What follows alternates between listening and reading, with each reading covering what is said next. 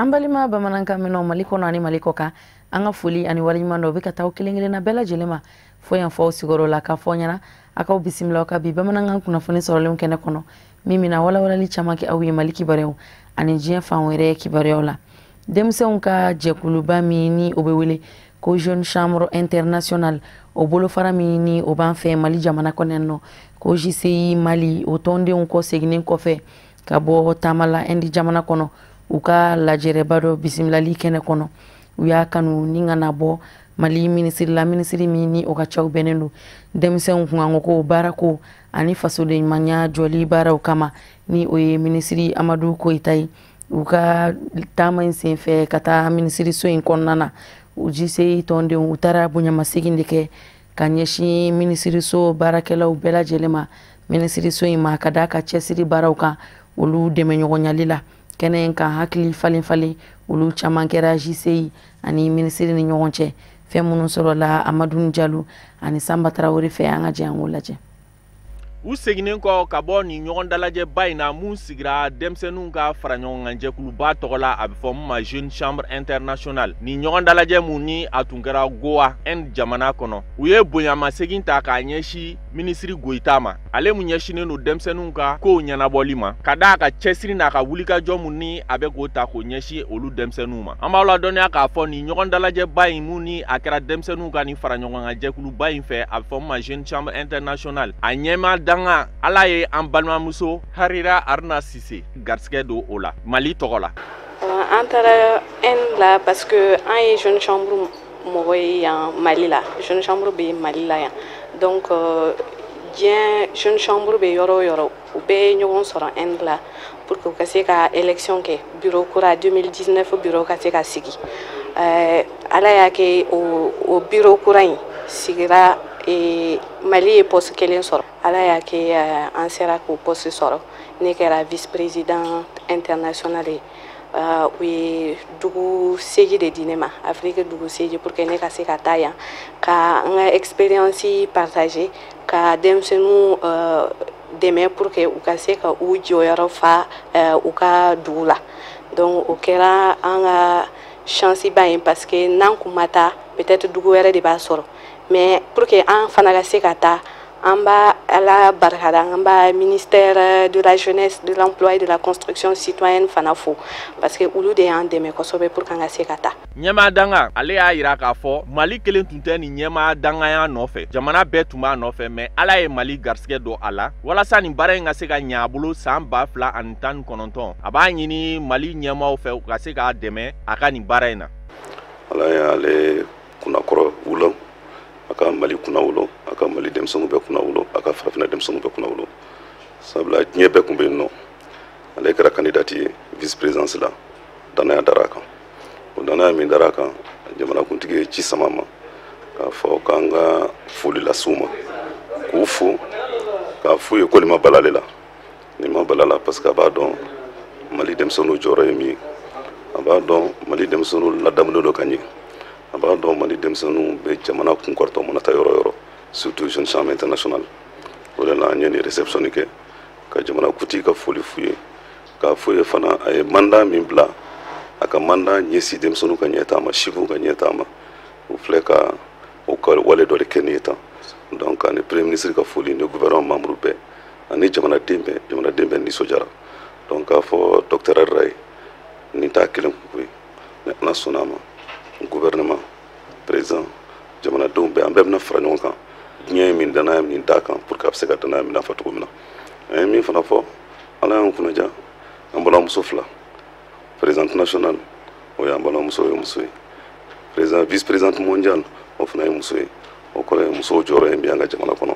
nin fana b'a yira k'a fɔ loi JAR min taara o n'a jɔyɔrɔ don donc an b'o fɔ k'u waleɲuman dɔn an b'aw ladɔnniya k'a fɔ denmisɛnninw ka nin fara ɲɔgɔn kan jɛkuluba n'a bɛ fɔ a ma jeune chambre internationale n'a bɛ diɲɛ fan 14 bɛɛ lajɛlen na denmisɛnnin minnu si b'a ta san 18 na ka taa san 40 na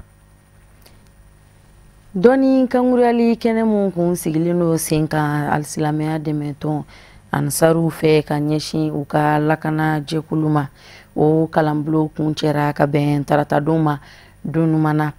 ni kalan ɲɛdɔn waliyali jirali ye mɔgɔw la kɛnɛ in kan a ɲɛmɔgɔya kun bɛ an karamɔgɔba a Seyid Sherif Usman Madani Haidara de bolo. Nin baara ninnu a bɛ don ɲinan ziyara 2018 labɛn cadre de kɔnɔna na walasa lakana fɛɛrɛw ani lakana labɛnw olu bɛɛ lajɛlen bɛ se ka sabati cogoya min na niw bɛ se ka kisi.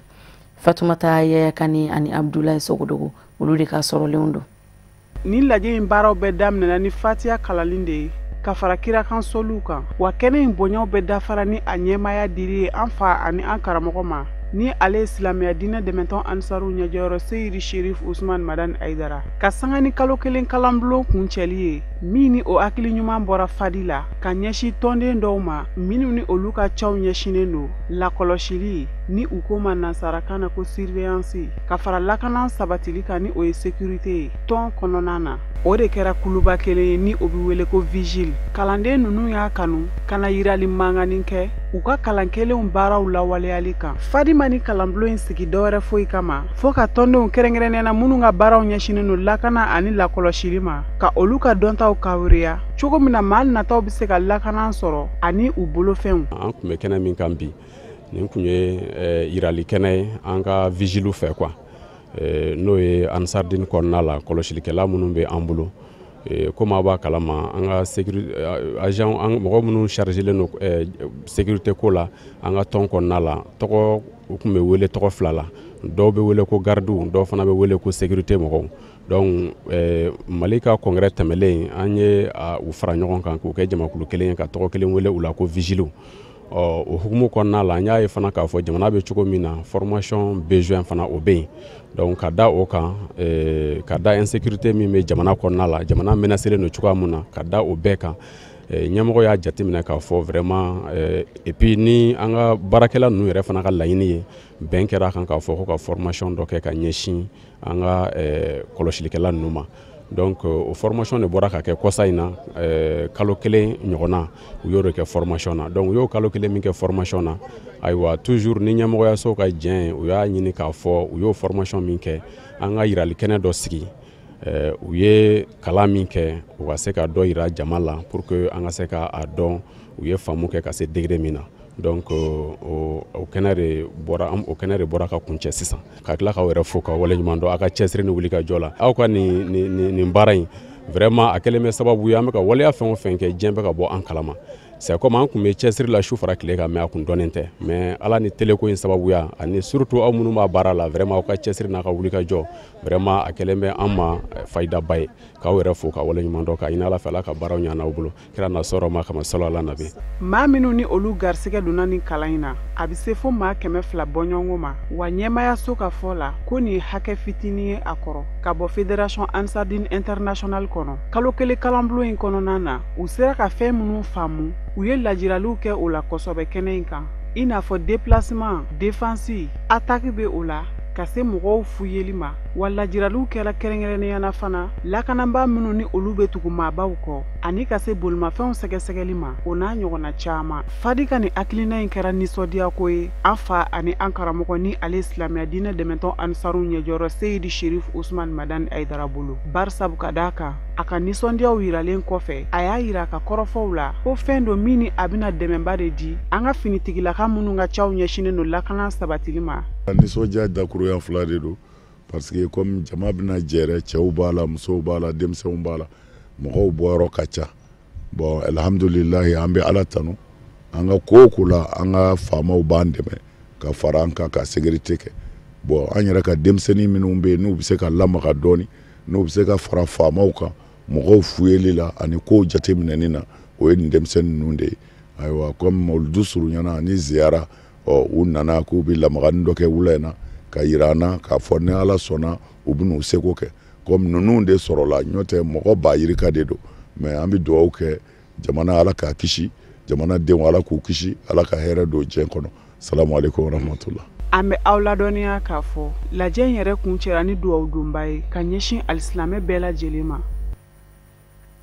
Halisa an bɛ to alisilamɛya dɛmɛtɔn ansɛriw ka lakana jɛkulu ka ni kalan waleyali jirali kɛnɛ kɔnɔ donniman na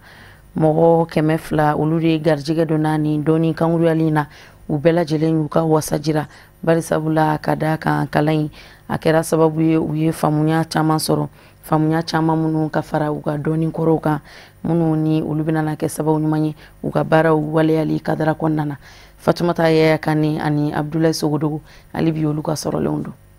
Vigile ka nin kalo kelen kalan in kɛra nisɔndiya koba ye ka da kan kalanden ninnu ka kɔrɔfɔw y'a yira k'a fɔ ko a ye nafaba de ɲɛ olu ye min ni o jɔyɔrɔ ka bon kosɛbɛ u ka baara kɔnɔna na. U ye bonyamasegin foliw kɛ ka ɲɛsin ko in labɛnbagaw bɛɛ lajɛlen ma. Musolaka minnu ni o garisigɛ donna la o bi t'i jɔ muso 30 ɲɔgɔnna la. An bɔra ka démonstration minnu kɛ sisan nin kun ti dɔwɛrɛ nin kun ye an bɛ se k'an ka karamɔgɔ lakana cogo min na en même temps ka se k'an yɛrɛ fɛnɛ lakana cogo min na an y'o de démonstration kɛ sisan nɔ. An ye mun kɛ a bɛ se sigiyɔrɔma 3 ma o sigiyɔrɔma 3 an y'olu de yira u la sisan nɔ. An bɔra ka fɔlɔ min kɛ o de ye attaque ye attaque mun don a kun ye pour que n'i bɛ fiyɛli la e bɛ se k'i jɔ cogo min na ani ni mɔgɔ nan'i ma cogo min na a nana nɔgɔya la o cogoya bɛ yen a nana kɛlɛ de position na o cogoya bɛ yen nɔ wala an y'o de kɛ o ye fɔlɔ ye. Filanan sisan nɔ i y'a ye cogo min na an ye ɲɔgɔn minɛ cogo min na ka ɲɔgɔn bin o de kɔrɔ ye pour que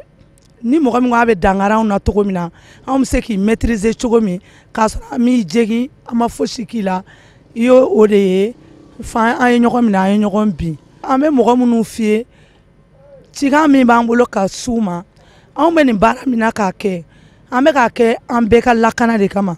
bɛɛ ɲɛ bɛ jamana cogo la jamana ɲagaminen de don bon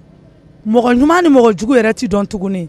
i bɛ dɔw fiyɛ i bɛ taa sɔrɔ olu ye mɔgɔ ɲuman ye i bɛ dɔw fiyɛ i bɛ taa sɔrɔ o ye mɔgɔ jugu ye bon fo que an b'olu minnu lajɛ u k'a faamuya k'a fɔ an b'u olu yɛrɛ de ye an b'olu ye an b'an yɛrɛ ye pour que an bɛ ni bɛ se ka kana cogo min na anw y'an ni di o de kama pour que ka hadamadenw kisi nafa an ye nafa belebele sɔrɔ a la parce que an kun tɛ fɛn caman dɔn an y'o dɔn an ka baara in kɔnɔna la. Vigile kalan karamɔgɔ ka kuma y'a yira k'a fɔ ko fɛn min ni o ye lakɔlɔsili sira ye kɛrɛnkɛrɛnnenya na maabaw lakɔlɔsili jamajɛrɛ yɔrɔw la ko o ye fɛn ye min ni o nafa ka bon baara in na kosɛbɛ ka fara ka fɛn min ni o bɛ bolimafɛnw sɛgɛsɛgɛli ko fɔ ko tɔmi kan ka sigi o fɛnɛ kan n'i ye bolimafɛn sɛgɛsɛgɛ in yɛrɛ ta k'a lajɛ fɛn don min ni a nafa ka bon k'a sabu kɛ sɛgɛsɛgɛli ninnu de sen fɛ fɛn caman bɛ ɲɛdɔn gɛlɛyaw la min ni bolimafɛntigi yɛrɛ ti o kalama. Bon, Vigile ye jɛrɛjɛkulu minnu bɛ Ansarudine International yɛrɛ kɔnɔna na n'a bɛ f'olu ma ko kɔlɔsilikɛlaw o de ye Vigile ye. Bon, an ye démonstration min kɛ nin ye fitininw de yiralen ye puisque adamaden mana kɛ cogo o cogo bɛ Vigile mana kɛ cogo o cogo i ka fɛn dɔ bɛ yen nɔ olu bɛɛ tɛ yira mais fitininw kan ka yira mɔgɔw la pour que ka se ka mɔgɔw la nisɔndiya et puis mɔgɔw ka tila ka se ka jigida yɔrɔ sɔrɔ Vigile yɛrɛ kan. Donc o de kama an ye démonstration fitinin kɛ k'a yira mɔgɔw la pour que mɔgɔw natɔla k'u hakili sigi. Bon, vigilance yɛrɛ kɔnɔna na n'a fɔ ma ko garde rapproché faama yɛrɛ ka lakana kɔnɔna na i y'a ye an ye a daminɛ ni mɔgɔ 4 ye fɔlɔ donc puisque n'i ye garde corps yɛrɛ jateminɛ a bɛ se ka daminɛ mɔgɔ 3 ka na mɔgɔ 4 ka na mɔgɔ 5 ka na fɔ mɔgɔ 6 la a bɛ se ka caya hali n'o ye ni aw yɛrɛ ka baaraw sigi cogo ye o bɛ dépend jama yɛrɛ kɛcogo la ani a bɛ kɛ faama mun kɔ a bɛ taa jama mun na donc an ye baara in kɛ dɔɔni yira o kɔnɔna de la quoi. Bon, mobili filɛli o ye jagoya ye an ka baara kɔnɔna na parce que n'i y'a jateminɛ diɲɛ bɛ yɔrɔ min na bi in na diɲɛ yɛrɛ kamana gannen don lakana yɛrɛ sabati cogo la donc ni jama fasugu bɛ na i fɛ yen nɔ a ka kan i ka baara caman fara i ka baara kan parce que kuma dɔ la hali mobili nin yɛrɛ n'i y'a ye an ye nin bɛɛ don la ka yira mɔgɔw la a dabɔra de pour que mɔgɔ minnu bɛ na baara in a kana k'u ma degun ye c'est à dire anw bɛ yen nɔ olu yɛrɛ ka lakana kɔlɔsili de kama donc a kana kɛ an si ma degun ye ni vigile ko k'a fɔ k'a b'i ka mobili fiyɛ o kana k'i bolo degun ye parce que kuma dɔ la i bɛ taa sɔrɔ i ka mobili yɛrɛ jɔlen sisan e yɛrɛ tɛ fɛn kalama la mais tiɲɛnikɛlaw de bɛ se ka taa tiɲɛnifɛn dɔ don a la bon k'a sɔrɔ e yɛrɛ ka laɲini tɛ i t'a dɔn k'a fɔ ko a kɛra donc an ka lajɛli o de bɛ se ka ani anw ani jama ka bɛɛ kisi. An b'a yira u la k'a fɔ ko vigile ka baara fɛn don min ni a ma nɔgɔn k'a sabu kɛ a mago bɛ faamuyali caman de la u ni u baaraɲɔgɔnw ni ɲɔgɔn cɛ wa a laɲininen don nabagaw bɛɛ fɛ minnu ni sɛgɛsɛgɛli bɛ ta ka ɲɛsin u ma u k'a faamuya k'a fɔ ko baara in bɛ laɲini olu yɛrɛ de ka lafiyaw kama. kasangani an kuntigi Muhammadu Kisini Nema Baye ale ka bangele sankunbɛ ɲaɲali ye jɛkulu min ni o sigilen no Bangoni Janginɛbugukaw fɛ nɔ o denmisɛnnilakaw ni a bɛ wele ko association citoyenne pour le sol intégral de Bangoni Janginɛbugu olu ye hakili jagabɔ kɛnɛ dɔ sigi sen kan lakana tigilamɔgɔw olu ka dɛmɛ kɔnɔna na walasa ka se ka mɔgɔw lafaamuya ani ka se k'u ladi sirabakana matarafali koɲaw ani a sariyaw la. Tata Toure, Abdoulaye Sogodo ani Buya Kulibali olu ka sɔrɔlenw don an ka jɛ an ko ɲamada. Nin do in kɛrɛnkɛrɛnna ka kɛ hakilina jagabɔ do in min n'a tɛmɛna denmisɛnnin jɛkulu min n'a bɛ fɔ a ma association citoyenne pour l'essor intégral de Janginɛbugu ani chauffeuriw ni ɲɔgɔn cɛ ka fara lakana tigilamɔgɔw kan n'o ye finitigilakaw ye ka aw ladɔnniya ka fɔ nin kɛnɛ in laɲini kun ye ka Bangoni sigidalamɔgɔw ladɔnniya kɛrɛnkɛrɛnnenya la waleya min bɛ se ka na ni nɔgɔya ye mɔgɔw ka taa ni ka segin sira kan ka sanga ni mawuluduba natɔla ye ka daminɛ mobili ka taa ni ka seginw na u bɛ mɔgɔw bila lahalaya minnu na u bɛ jɔcogoya minnu na n'a ɲɔgɔnna caman ni mawludu sera diɲɛ bɛɛ de bɛ ɲɔgɔn sɔrɔ an fɛ commune na Mali la kɛrɛnkɛrɛnnenya Bangoni Janginɛbugu la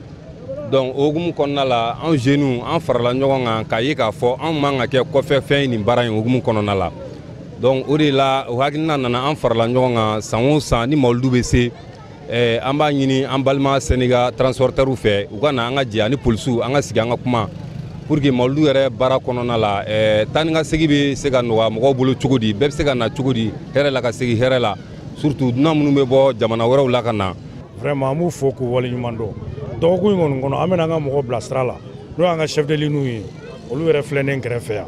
donc an b'a fɔ sotarama bolilaw ye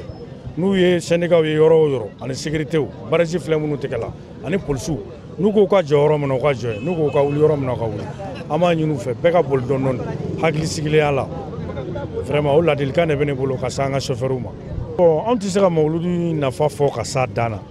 mawludu in dɔgɔkun kɔnɔ a bɛ mun ɲɛ anw ye anw de b'o dɔn an ka chauffeurs an syndicat an bɛɛ ka lafiya de bɛ mawludu in na an bɛ wari sɔrɔ nɔgɔya la ka sɔrɔ gɛlɛya ma k'a la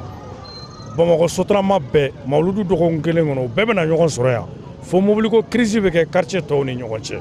o ye mawludu nafaba de ye. Bangoni mairie bolofara filanan ɲɛmɔgɔ ale kun bɛ nin kɛnɛ in kan ka fara an ka finitigilakaw kan Bangoni dugutigi kɛnɛ in kan bonyamasegin kɛra ka ɲɛsin nin ko in hakilina tabagaw ma ni ka tila ka waleɲumandɔn kɛ ka ɲɛsin an fa ani an karamɔgɔkɛba ma n'o ye a Seyidu Sherif Usman Madani Aidara ye ka da a ka waleɲumanw kan. Ni ye anw lafiyalen ye mawludu dɔgɔkun kɔnɔna na ala ni denmisɛn ninnu sababu kabiri sɔgɔma n'u wulila fo ka taa fɔ dakuma sera u b'u sɔn min kan ka kɛ a y'a kɛ tan u t'a kɛ kɛlɛ ye u t'a kɛ mankan ye u t'a kɛ ni dusumangoya ye i y'a faamuya bara o tuma an b'u fɔ o yɔrɔ la n'o bɔra yen nɔ k'a ta mawludu daminɛ ka n'a bila sisan na ka taa bila fo mawludu bannen na an kɔni ka foli b'u ye an ka bonya b'u yɔrɔ an ka karama b'u yɔrɔ la. N bɛ min fɔ Janginɛbugukaw ye dɔrɔn mawludu in filɛ nin ye fɛnba de don an bolo et puis fana n'a bɛ daminɛ tan an bɛɛ lajɛlen kɔntannen don an bɛ min fɔ mototigiw ni mobilitigiw ye u ka sabali u ka boli kɛ dɔɔni parce que an balimaw n'an siniw de bɛ n'an dɛmɛ an kungo la donc o la walasa sécurité mɔgɔw ka baara bɛ se ka nɔgɔya u bolo cogo min na n'o sera ka kɛ kɔnɔ bɛ diya an ye kosɛbɛ. Parce que u bilakun de don donc siraba in ko aw yɛrɛ ɲɛ b'a la sira bɛ ka boli cogo min na sira ka dɔgɔn cogo min na donc u bɛɛ kɛ a lajɛ ka kɛ muɲubaga ye ka kɛ sabalibaga ye dutigi kɔni ka laɲini ye ka wele da bɛɛ ma donc mawludu in kɔni a sera ka ban donc san caman bɛ ala bolo ala k'o san ɲɛna. An b'aw ladɔnniya k'a fɔ association citoyenne pour l'essor intégral de Janginɛbugu ale ye jɛkulu ye min n'a sigilen don yaasa k'an karamɔgɔba ka hakilinaw dɛmɛ ani ka dɛmɛ don Bangoni sira taamabaga bɛɛ lajɛlen ma yaasa kin sigibagaw bɛ se ka kisi cogo min na ka bɔ accident juguw tɔɔrɔ ma ka sababu kɛ siraba gɛlɛyaw ye. Ani an kuntigi Muhammadu Kisini Nema Baye ale ka bangeli sankunbɛ ɲaɲali o tɔ waatiw tɛ man jan tuguni u tɛ bɛrɛ bɔ o kadara kɔnɔna na silamɛya dɛmɛtɔn Ansaru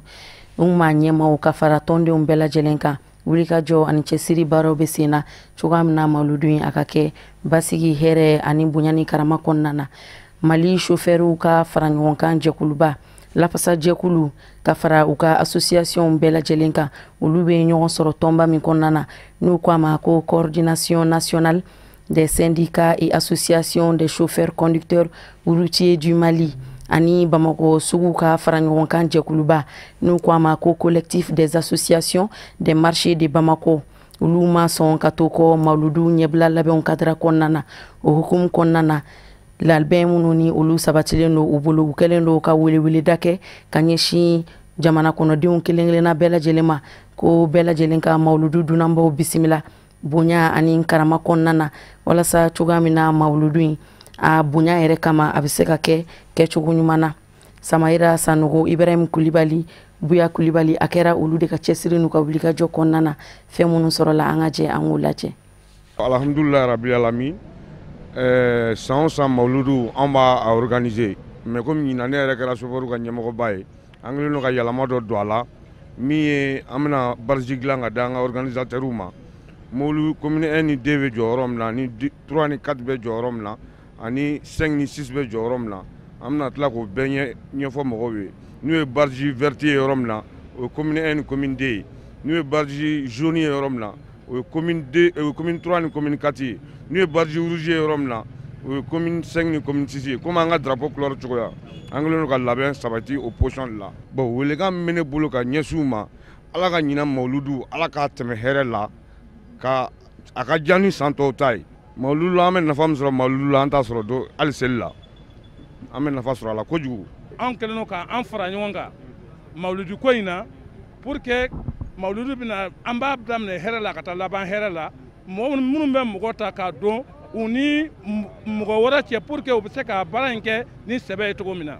sabula karamɔgɔ ka bonya a n'a ka karama o bɛɛ bɛ anw de bolo anw maliyɛndenw de bolo Mali kɔnɔ yan dunan minnu bɛ kɔfɛ ka na u bɛna anw de kama yan jatigiya la donc u bɛna cogo min u ɲuman bɛna cogo min u ɲuman ka segin ten. Donc salon an ye mawludu kɛ mawludu anw nana ye anw commerçants ka nafa min bɛ mawludu ko la parce que jamana 30 ni kɔ ka se fo 40 ma o bɛ bɔ jamana wɛrɛw la ka na Mali kɔnɔ mawludu de kama u bɛna jɔn ka mawludu kama n'o ye an ka sirifikɛ ye an b'a barika da ale de ye barika don a la mawludu tun bɛ kɛ koyi n b'an ka sirifuw fana fo nin yɔrɔ in na Banamba u fana bɛ mawludu kɛ olu n'anw mɔkɛw kana se anw faw n'anw yɛrɛ ma an b'u fana fo u ka mawludu la u bɛ mawludu ɲɛnamaya san o san donc o ko tɛmɛnen kɔfɛ anw ka sugu mun y'anw bila nin na gansan tɛ o adamaden ni wali fɛn kɛr'i ye min b'i ka mɔgɔw nafa ne ye tɔn ɲɛmɔgɔ ye n'o ye commerçant ka ɲɛmɔgɔ ye mɔgɔ dɔ nana a bɛ mawludu kɛ fo anw ka commerçant bɛ u ka san balo bɛ sɔrɔ mawludu semaine kelen kɔnɔna la a dɔw bɛna mawludu baara kɛ ɲina u tɛ mawludu kɛ u tɛ baara wɛrɛ yɛrɛ kɛ fo san wɛrɛ u b'u ka san balo n'u ka san fɛn bɛɛ sɔrɔ a sababuya la donc o ye jɔn ka mɔgɔ ye anw commerçants anw de ka mɔgɔw ye donc o mɔgɔw de y'a yira anw na tiɲɛ la mawludu u bɛ nafa min sɔrɔ a la anw yɛrɛ de bɔr'u fana kalama donc ka tila ka na tuguni ka na foire kɛ mawludu la anw commerçants anw ye donc minnu y'o organiser n'o ye Amsari ka jeunesse ye an b'olu fana fo an b'u barika da parce que u ye nin baara min kɛ a kɛra anw de ye anw de ka tɔndenw bɛ nafa sɔrɔ a kɔnɔ. An bɛ commerçants wele ka taa kɛnɛ kan mun na jamakulu min bɛna a ka ca a ka bon jamakulu hɛrɛma de don o kama ne bɛ suguba mɔgɔw n b'u wele ka taga mawludu kɛnɛ kan mawludu yɛrɛ a kɛra sugu de ye parce que an b'a fɔ Amsar din mɔgɔw ko jeunesse mɔgɔw y'a organiser ka collectif des associations min bɛ ka kuma o tɔgɔ la ko olu sen don a baara la nin y'a san 4 ye mais an b'a baara la cogo di an kun bɛ taa duwawu de kɛ duwawu ɲini morikɛ fɛ karamɔgɔ fɛ ni a tɛmɛna mais salon an jɛra an y'a kɛ a diyara an ɲana ɲinan an b'a f'u ɲɛna k'a fɔ a bɛ kɛ 26 mars de la toujours mais a bɛ daminɛ don ɲuman mɔgɔw k'a dɔn k'a fɔ mawludu sera dɛ a bɛ daminɛ le 19 o tumana a bɛ cɛ le 26 donc o tumana mɔgɔw ka u ɲɛsin a taali ma a taali fana ko o ko labɛnbagaw de b'a la an bɛ collectif ka bureau min kɔnɔ yan nɔ collectif n'i bɛ fɛ ka taa i bɛ taa ni kan min ye n'i bɛ fɛ ka ko ɲɛɲini i bɛna collectif bureau la yan nɔ a ko bɛ di i tɛgɛ pour que i ka se k'i ta sira dɔn i k'i ta fan dɔn donc n b'o wele bila commerçants ma o la an b'a ɲini fana gouverneur fɛ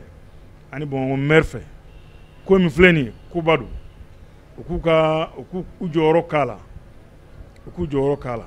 commerce ko don an tɛna se ka kuma ka tila n'an ma commerce fana ministre fɔ a k'i jɔyɔrɔ k'a la et chambre fana président an sera a ma ni ko in ye n'a yɛrɛ ka jamakulu ka hakilila de ye.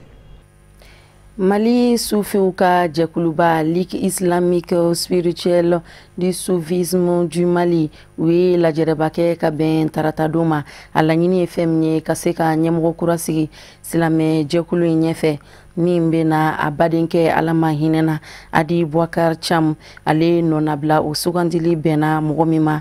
o ye Adi Umar Cham ye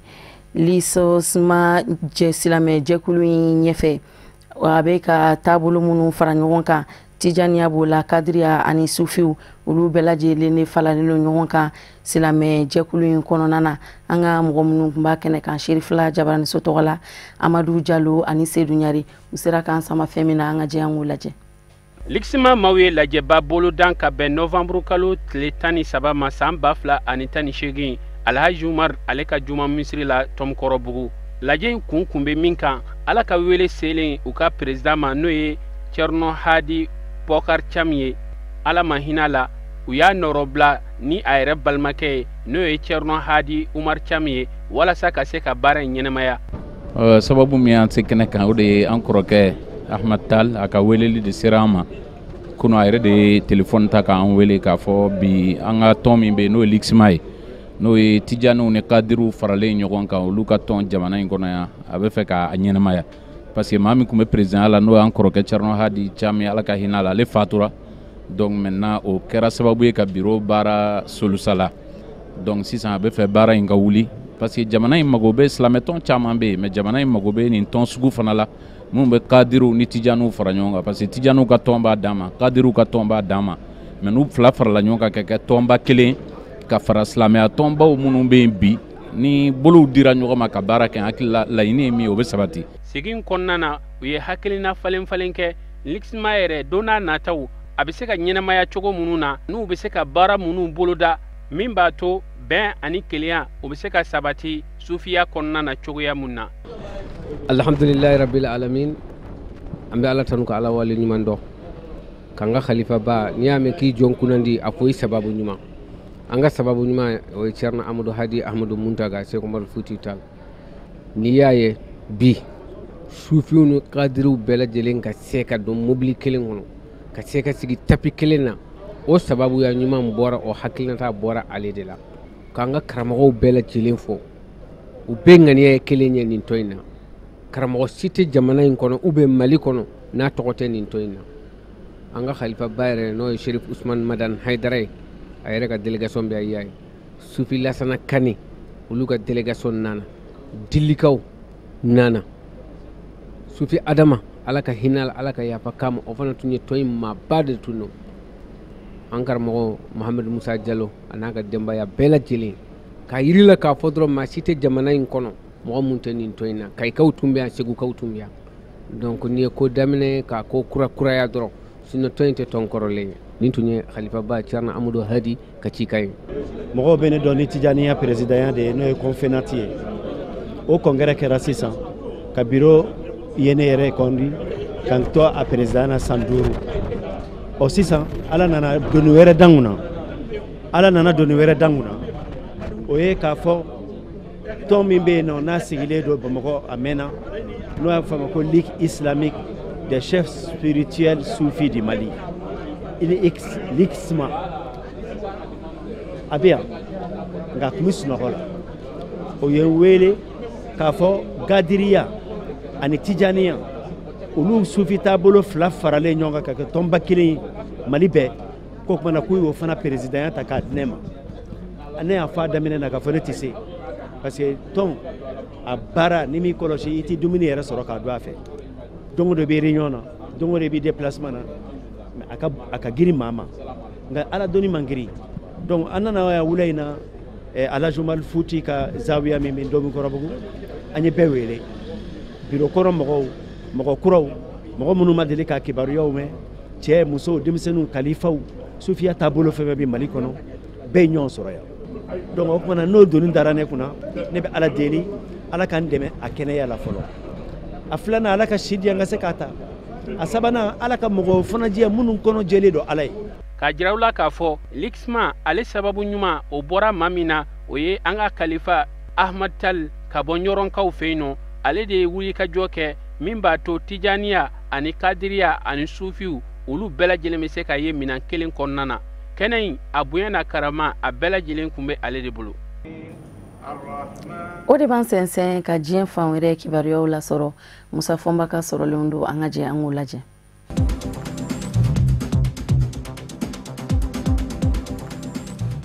Kono warakaw ka jamana ɲamakɔrɔ Laurent Kudu Gbagbo ni a ka ministre kɔrɔ Charles Blé Goudé ka kiiriw minnu da yɛlɛla diɲɛ seleke naani setigi jamanaw ka kiiri bulon Cour pénale internationale CPI la. Kuma dile a ka lapasabaw ma olu y'a yira k'a fɔ Fatou Bensouda kiiri bulon ɲɛma a n'a ka danganw u ye jakiw minnu ɲɛsin Laurent Kudu Gbagbo ni a ka denmisɛnnin sɛbɛn Charles Blé Goudé ma ko dalilu tɛ yen minnu b'a jira k'a fɔ jaki ninnu bɛ kolo kan. O kumana ko maa filaw ni bilali ka kan ko hali jaw minnu jirala u fɛ ko ja nunu ma se ka sɛgɛsɛgɛ ka dɔn ni ja namaralenw don. O tɛmɛnen kɔfɛ maa min na mankan bi kɛ ni o ye kalata kɔfɛ mankan ye diɲɛ seleke naani setigi jamanaw ka kiiri bulon Cour pénale internationale CPI ma ɲɛmaw ani fanga kura tigilamaw kun ka suru n'o ye Alassane Dramane Ouattara ka fanga ye. Maa minnu fɛnɛ ye seereyaw di olu ka seereyaw fɛnɛ na i tɛ se k'i sinsin dalilu jɔlen fɛnɛ ka o la. A bara ta se bɛɛ lajɛlen kun bɛ diɲɛ seleke naani setigi jamanaw ka kiiri bulon Cour pénale internationale CPI ye a ka se mɔɔw mɔ k'u ɲininka walikelen a mago bɛ fɛn minnu na olu bɛɛ lajɛlen nɔgɔya siraw ka di a mɔ fanga kura fɛ ko hali mugu min filila sugu kan marisikalo tile 17 san 2011 kalata kɔfɛ manga kuma k'a fɔ ko Laurent Kudu Gbagbo nɔfɛmaw de kɛra o filibaw ye walikelen ko Laurent Kudu Gbagbo de kɛra o filili hakilina diba ye ko Fatou Bensouda n'a jɛɲɔgɔnw Cour pénale internationale CPI la u ma se ka na n'o dalilu foyi ye. O kumana ko n'a ma ɲa ko bɛ nin cogo in na ɛlɛ ni u ka ma lapasata filaw Laurent Kudu Gbagbo ani Charles Blé Goudé u ka labila. O kuma fɔ kuma y'a sɔrɔ Laurent Kudu Gbagbo kanubaw bɛ yen olu ye nunkɔrɔ yɛlɛma k'a daminɛ lapasabaw kɔni ko ko u ka maa ni bilali de ka kan.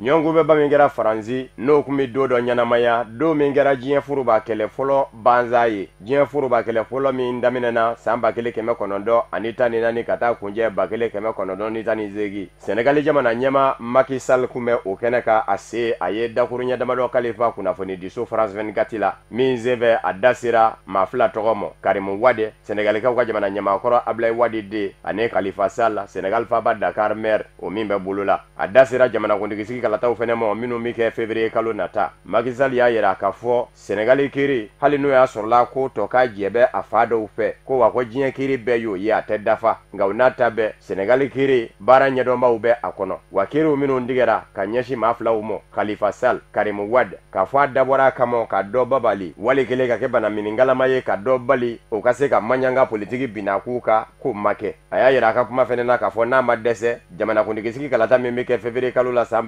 2019 a b'a fɛ ka tɛmɛ tako kelen la a ko wa maa filaw minnu fɛnɛ minɛnen filɛ nin ye Senegali kiiri bolo n'o ye Karim Wade Senegali jamana ɲɛmakɔrɔ Ablaye Wade den ani Khalifa Sall Senegal faba Dakar maire n'a kɛra tɛmɛfɛn ye jamanakuntigi sigi kalataw la février kalo la san 2019 jamana sariya min b'a daga ye a ka yafa maa ma maa min ma n'a ja n'u ko ma ko amnesty a bɛ se k'o kɛ olu maa filaw ye kɔrɔfɔ in bɛ ne balala Karim Wade kanubaw la a balala Khalifa Sall kanubaw la o yɔrɔ bɛ u kumana u ko nin bɛɛ lajɛlen de b'a jira k'a fɔ Ablaye Wade ma maa fila ninnu minɛ k'a fɔ u ye dunkojuguya kɛ a y'u minɛ de bawo a sigan b'u la k'a fɔ n'u tora ka ti ɲɔgɔn na kalata kɔnɔ u bɛ se k'a ɲɛkɔrɔn dɔ ta ko nin bɛɛ lajɛlen de b'o sɛmɛndiya kɛrɛnkɛrɛnniyana Amadou Sall ni o ye Karim Wade ka fanga ɲini dɔ parti démocratique sénégalais PDS babu sentigi ye ale kɛ politiki binakuu kɛlɛ de don ko nɔn tɛ ko dunkojuguya kɛlɛ tɛ Khalifa Sall fɛnɛ ka fa fɛ Musa Tina ale fɛnɛ kumana ale y'a yira k'a fɔ nin bɛɛ b'a jira k'a fɔ Macky Sall kɔni mago bɛ fɛn min na a ka fanga de don o kumana n'a ye nin da jira tan kuma kɔnɔ ani kunnafonidilaw ni ɲɔgɔn cɛ k'a fɔ n'a kɛra tɛmɛfɛn ye jamanakuntigi sigi kalataw la a bɛ se ka yafa maa fila ninnu ma o kɔrɔ ye olu minnu bɛ ka fa bɛɛ lajɛlen kɛ senɔ ye walasa u ka maa ka bila n'o ye Khalifa Sall ye o kumana olu n'u fari fa n'an y'an fari fa ko an m'an ganbɔ bilen k'an gwada kɔ a la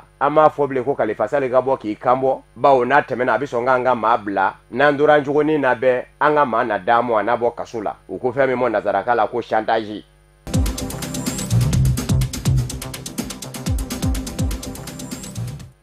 Libekaw yɛrɛ dama ni ɲɔgɔn cɛ sigi dɔ kolokolo la Itali jamana ɲɛma Giuseppe Conte fɛ o n'a ɲɔgɔnna kokurama bɔ lajɛ in kɔnɔ a kɛra dankɔrɔba filaw ni ɲɔgɔn cɛ maréchal Khalifa Haftar min bɛ Libi fa kelen fɛ kɔrɔyanfa ani diɲɛseleke naani setigi jamanaw ka jamana ɲɛma lakodɔnnen Fayez El Sarraj maa filaw si ma kuma kɛnɛ in kan italikaw ka jamana ɲɛma Giuseppe Conte ale kɔni sera ka wuli ka maa filaw kɛ k'u tɛgɛ di ɲɔgɔn ma u bɛ ka nunkɔrɔ yɛlɛmaga kɛ nka masurunama dɔw y'a yira k'a fɔ maa filaw dɔ la kelen kumana n'o ye Libi kɔrɔyanfa dankelen maréchal Khalifa Haftar ye k'o kɛnɛ kɛ k'a fɔ n'a ma ɲa ko Fayez El Sarraj bɛ jamana ɲɛmaya la Libi faba la Tripoli a ka toli jamana ɲɛmaya la ka taa se jamanakuntigisigi kalata nata ma k'o tɛ se ka kɛ baasi ye ale mɔ ko ndale danna kɛ maréchal Khalifa Haftar fɛ maa filaw si kɔni ma se k'a sɛmɛndiya bawo maamu fila si kumatɔ ye Itali jamana ɲɛma Giuseppe Conte kɔni ye ko kɔni da k'o kɛ a ka kamalenya k'a ye k'a fɔ ale sera ka maa filaw kɔni jɛ bɛɛ bawo nunkɔrɔ yɛlɛmaga min kɔni bɛ ka kɛ tɛgɛ ditɔ ɲɔgɔn mɔ o b'a jira k'a fɔ baasi tɛ fan filaw ni ɲɔgɔn cɛ nka surunani doma minnu bɛ kɛnɛ kan ni Itali yɛrɛ y'o dɔ ye Turki jamana kɔni dimine taara ka sɔrɔ tɛgɛ di ɲɔgɔn mɔ yɛrɛ ma daminɛ fɔlɔ bawo Turki lasigiden minnu kun bɛ kɛnɛ kan olu y'a yira k'a fɔ ko i ma to Libi ka denw yɛrɛ dama mɔ kɔkama dɔw bɛ k'u n'u don ni ɲɔgɔn cɛ Hassan Salame min ye diɲɛseleke naani tɔnba Nations Unies ɲɛma Antonio Guterres ka ciden ye Libi kunkanko la ka se ka Libi suma ale y'a yira k'a fɔ don nataw la sigi wɛrɛ na kɛ fan filaw ni ɲɔgɔn cɛ ko nka ko bi sɔn ka kɛ san 2019 daminɛw na bawo ale ka laɲini de ye sigiba dɔ de ka kɛ Libi jamana kunka diɲɛseleke naani setigi jamanaw bɛɛ lajɛlen fɛnɛ fɛ.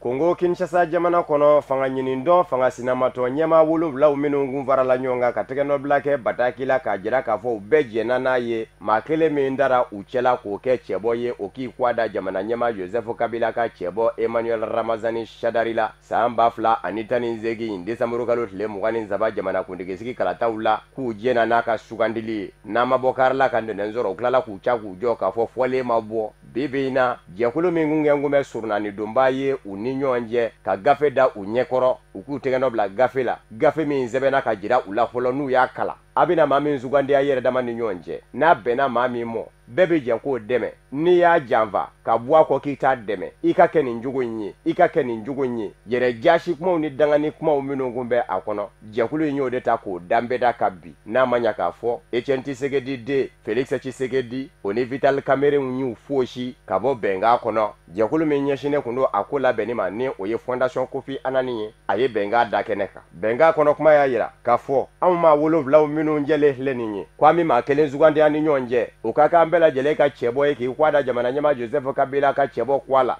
jamanakuntigisigi kalataw la n'an m'an dala k'a labato a bɛ kɛ i n'a fɔ an ye Kongo ka den bɛɛ janfa n'an m'an dala k'a labato o y'an ka politiki binaku baara bannen ye n'an m'an dala k'a labato an ka kɛ maa jaasilen ye faso bolo wa an jɛ ɲɔgɔnw fɛnɛ ka ɲangi ta k'an sɛgɛrɛ o de tɛgɛnɔ bilara bɛɛ lajɛlen fɛ nka kuma min na ni Martin Fayulu sugandira kalata kɛlen u ni ɲɔgɔn cɛ ni bɛɛ kun y'a jira k'a fɔ i jɛnna n'a ye k'a daminɛ Moïse Katumbi la ka taa se Jean-Pierre Bemba mɔ Félix Tshisekedi Vital Kamerhe ani Adolphe Muzito fɔ ka taa se Fredi Matungulu mɔ u bɛɛ lajɛlen y'a tɛgɛnɔ bila nka Félix Tshisekedi ni Vital Kamerhe seginnen ka na Kongo Kinshasa jamana kɔnɔ olu y'a yira k'a fɔ fɔlen ma bɔ k'u nɔfɛmɔgɔw ma jɛ ni hakilina in ye k'o kuma na k'u tɛ Martin Fayulu nɔfɛ bilen a ko kɔni gɛnbɛ bɛɛ lajɛlen dala wɛsɛ ye farafinna kɔnɔ dɔw y'a yira k'a fɔ n'u kɔmaw ma jɛ ni fɛn min ye u man ka jɛ n'o ye dɔw y'a yira k'a fɔ u ta tɛ kɔma ko ye u ma sugandi min kɛ o de bɛn d'u mɔ dɔw yɛrɛ y'a yira k'a fɔ n'u b'a dɔn k'a fɔ u kɔmaw tɛna jɛ n'u ka hakilina ye munna u bɛ bila u kɔmaw ɲɛ ka tɛgɛnɔ bila kɛ ni kɔmaw tɔgɔ ye a ko kɔni sɛbɛkɔrɔ gwɛlɛyara.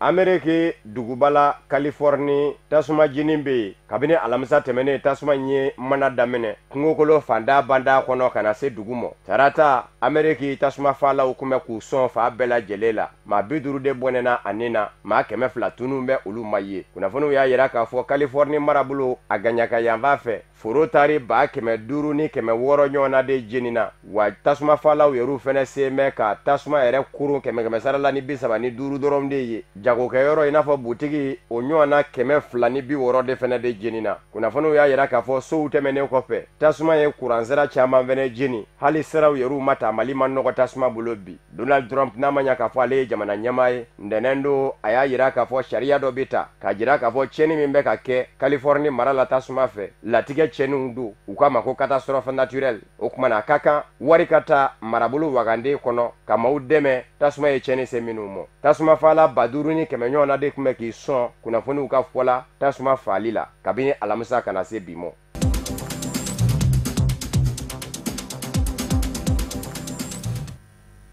O de bɛ dansigi kɛ bi bamanankan kunnafoni sɔrɔlenw na minnu sera ka fara ɲɔgɔn kan kunnafoni diso ɲɛmɔgɔso fɛ ka bɛn ni kuma ɲɛ ka lase aw ma aw ni ce aw ka ɲamadala la laseli nata ni ala sɔnna ma an bɛna na ɲɔgɔn sɔrɔ ni kɛnɛ kelen in kɔnɔ waati kelen in na aw ni ce aw kan bɛɛ saniw cɛ.